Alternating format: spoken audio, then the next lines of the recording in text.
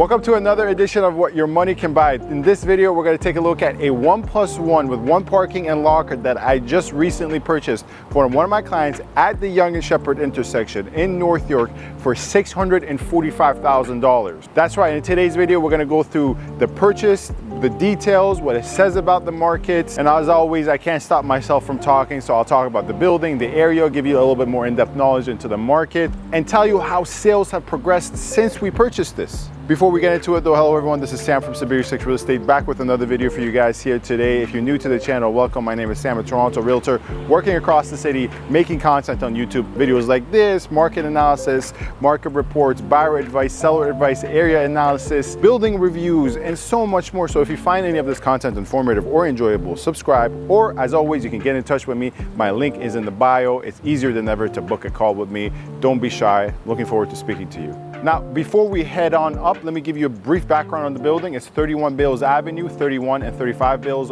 are by Menkes, one of the best builders working across the city. And in this pocket actually has a lot of great builders who've done a lot of great work. Those buildings should be familiar to you because I discussed them in my best Toronto condo buildings video. So go check that out. Nonetheless, let's head on up and I'll show you the unit and I'll talk about the transaction. All right guys, we're inside the unit now. Let me give you some quick specifics here. We're talking about 660 square feet at the penthouse level, so the second highest level. 1+1 with one parking locker and a 30 to 45 second walk, maybe maximum minute walk from the Yonge St intersection or Yonge St station. And we purchased a 660 square feet, 1+1 penthouse level unit at Yonge St for $645,000, so below $1,000 per square foot.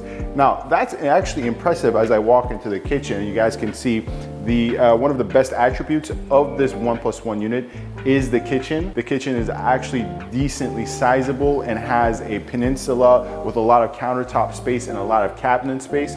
The cabinets are a bit outdated, have a little bit of damage. Obviously, it was tenanted before, and that is one of the things my client in this case is going to work on in terms of renovating is potentially the cabinets in the future. Nonetheless, the average per square foot sold price for this entire building, and you know, as always, I'll discuss the building a little bit more in depth, is around $990 per square foot within the last most recent transactions. So essentially, we bought it less than the average per square foot price in the last couple of transactions, and pretty on par with the average per square foot price for the last entire calendar year. I'll talk about the comps, what has actually sold inside this building since I've purchased it in a bit, because this was actually a long closing. It was a tenanted scenario. With tenanted scenarios, it's better to have a longer closing. You never know what type of headaches might come up. And in this case, luckily there was no headaches. It was a wonderful exit on the behalf of the tenant. One thing you know as I walk into the living area, and the living area once again is pretty straightforward. This is ultimately not a house. It is a 1+1 beginner unit in a really premium building. What you will see is that it has a flow, right? It's not like these newer boxy units. People have made fun of me for this in the comments in previous videos where I say you can have the TV on one side, the couch on the other, and they're like, that's really common sense. That's not even an attribute. But with condominiums, especially newer condos, there is no TV placement and there's no couch placement. These older and, you know, not that old, but middle-aged buildings such as these, especially by great builders such as Minto, Menkes, Tridel, in this case, Menkes, they really do have the functional layout. Now, one thing that does need work, and it's another thing that we used to negotiate down the price along with the tenanted situation, was the fact that the colors on the wall are a little bit dim, right? They kind of darken up the space. I'm not sure what the owner was thinking or if it was a tenant's call here with regards to the tone and color of the walls. This was not how the builder delivered the units, I promise you that. In combination with the hardwood floors, it kind of darkens and dampens up the space. This is something we knew going into purchasing this unit, but we evaluated the pros and cons and we realized if we can get a discounted price due to these issues, due to this work that my client has to put, is well worth it. And we got a discounted price at $645,000. Now, as I speak more on this, we're entering into the den area. And the fantastic thing about this den is right by the window, right? You have a lot of window space, and was something that my client in this situation was very keen on, is a home office. That's what I'm seeing a lot of clients nowadays, that's something they're really emphasizing as work from home becomes more and more prevalent, and as people who work in corporate jobs start to enter the market or try to downsize. Office space is awfully important, and that's something that I don't think is going to change anytime soon. A proper size den such as this one is definitely going to have a lot of resale value, as opposed to one of those like dents in the wall, or that, you know, space in the wall by the door that is really not functional.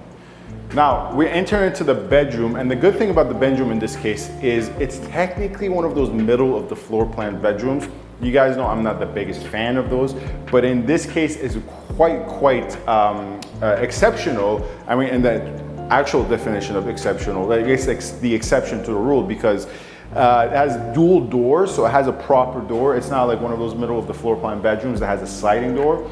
And it does have a sliding door, but the sliding door is only on the side where Alex, the wonderful cameraman, is standing, is where you enter into the den. Now, and once again, this is somewhat of a dark bedroom, and this is something I've told my client, and he knows that we should probably put a light fixture. It's gonna spice it up even more. Add on top of that the fresh coat of paint and all that jazz. It's really going to help with resale value. And in some cases, actually, clients do prefer a very dark bedroom, believe it or not. Like buyers of, and this is with end user buyers are vastly different in tastes and considerations. Some of my buyers love the fact that some bedrooms don't get a lot of light.